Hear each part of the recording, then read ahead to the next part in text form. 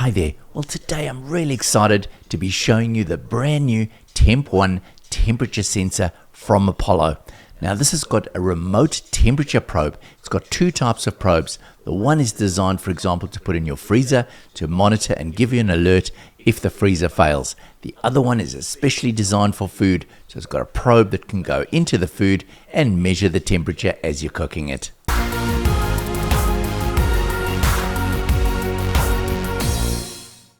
So the Temp1 operates using ESP Home, so it's embedded within your Home Assistant and it communicates locally via your Wi-Fi. There are two versions available, a USB-C powered model and a battery powered model for using where you don't have power. Now it has a jack on the side of the device, and then there are two different types of temperature probes that can be used here. We've got this one, which is ideal for use within freezers, and you get both a short cable and a long cable version, and then you get this high temperature version, which is especially designed for use with foods. So whether you want to cook a steak on the barbecue or chicken in the oven, that's what it's there for. On the board, it has an AHT20F sensor for temperature and humidity monitoring. Do bear in mind that this is affected by the temperature of the ESP32, so you will need to set the offsets.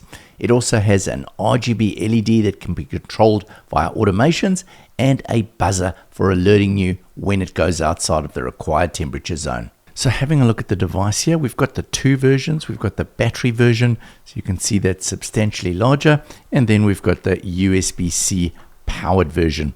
So having a look at this device, it's got a nicely printed 3D case. We've got some cooling openings on the side.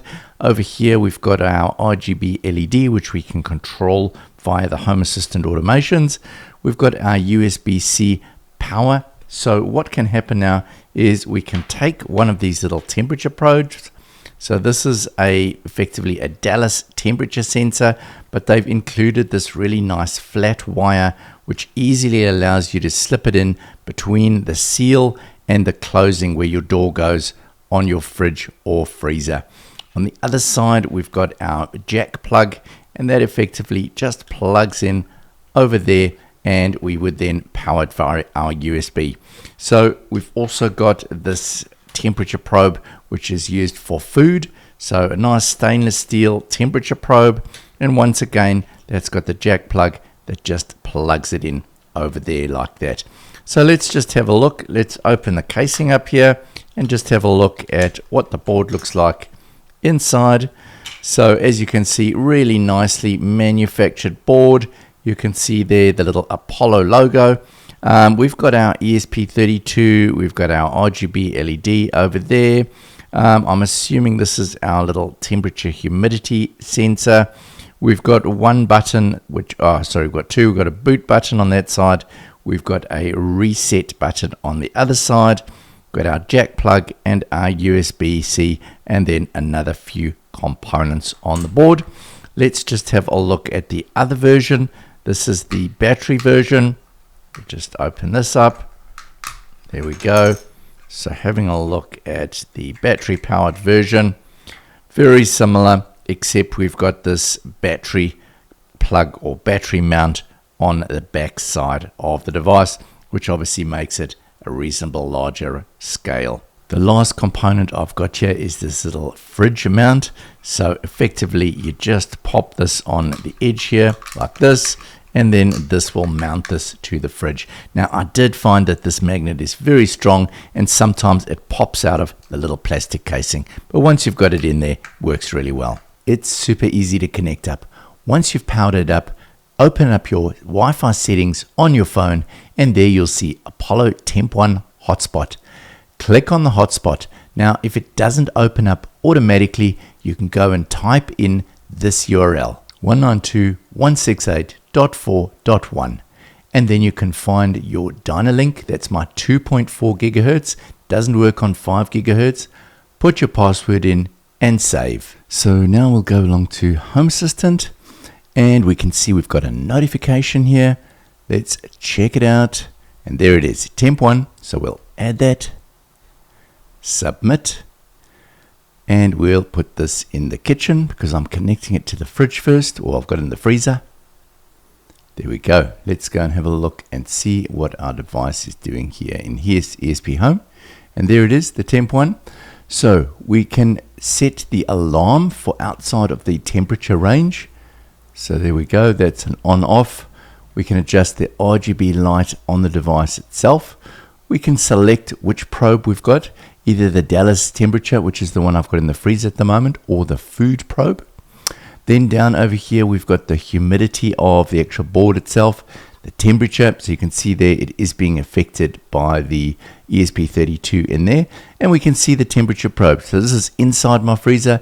And at the moment, we're running minus 16.8 degrees. Now, down the bottom here, we've got some configurations. So we can set an offset for the board humidity and temperature to allow for that overheating from the temperature of the ESP32. And then we can go down here and we can actually set some temperatures over here. So there's a food probe, a maximum probe temperature, and food probe offset. I assume that's for calibrating it. We've got the max probe temp. We've got the minimum probe temperature. I'm assuming, all right, this will be for the alarm. So when it goes outside of alarm zones, we can set those. So for example, I might say with my probe in the freezer, the maximum temperature, let's say, would be 10 degrees. And then if I remove the probe from the temperature, from the freezer, it should set the alarm off. So let's set the alarm outside temperature on. I'm assuming that is. Let's go down. So we've got the temperature of 10 degrees. Notify only outside of the temperature zone. Cool. This sleep duration is obviously for the battery version. And we've got a factory reset. Down the bottom here, we've got the ESP temperature. We've got the online is connected. Our RSI is minus 22 dB. It's right next to my router, so it should be pretty good. And we can see that it's been up already for 36,000 seconds.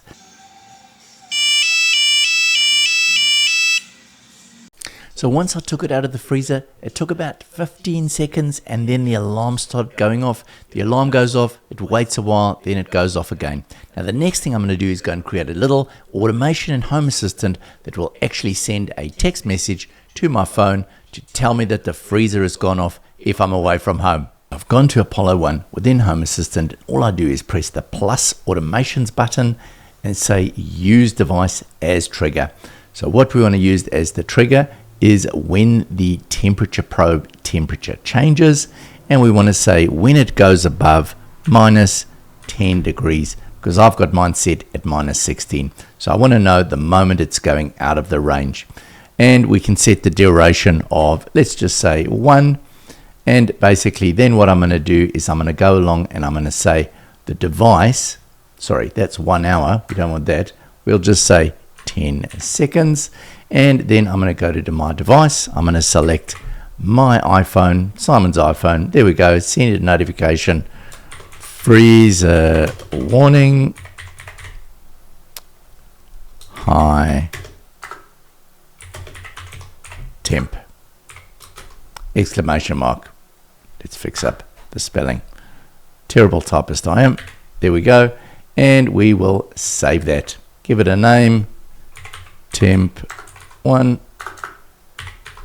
and we will save that.